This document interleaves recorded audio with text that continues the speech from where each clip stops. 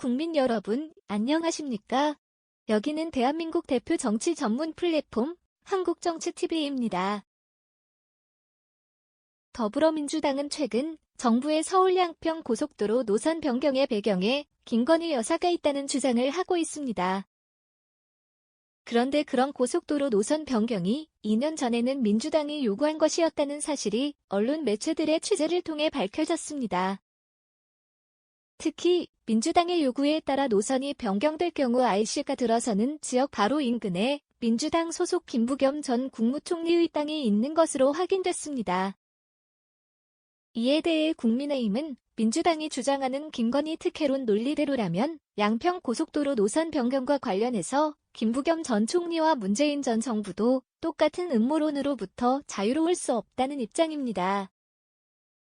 국내 언론 매체들의 보도를 종합하면 7월 7일 법원 등기부등본을 확인한 결과 김부겸 전 총리의 아내 이모 씨는 2021년 4월 2일 경기 양평군 강화면 임야 3필지 618제곱미터를 1억 9,500만 원에 사들였습니다.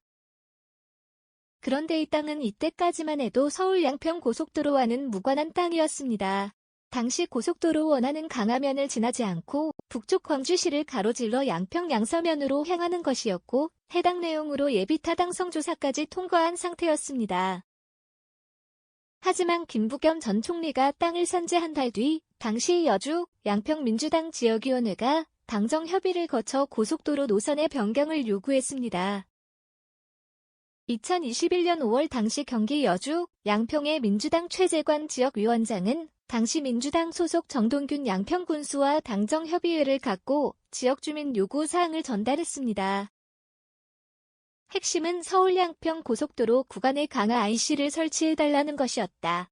강화면에 강화 IC가 설치되면 서울까지 15분이면 갈 수 있다는 것이었습니다.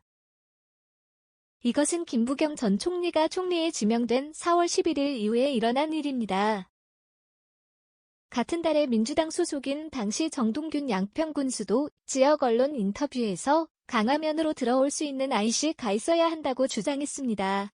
강화 IC를 만들려면 예타를 통과한 기존 노선을 남쪽으로 옮겨야 합니다.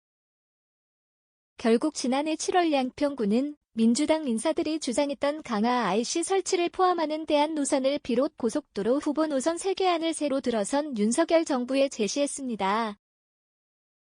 이에 국토부는 올해 5월부터 양평군이 제시했던 3개안에 대한 여론 수렴 절차를 밟아왔습니다.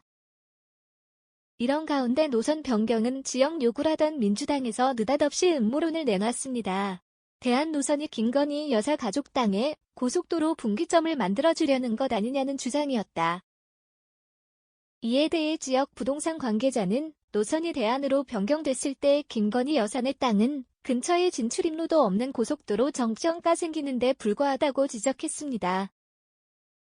이어서 김부겸 전 총리네 땅은 고속도로에 바로 올릴 수 있는 IC가 생기는 것이다. 누가 봐도 김부겸 전 총리가 훨씬 더 큰 수혜자라고 했습니다.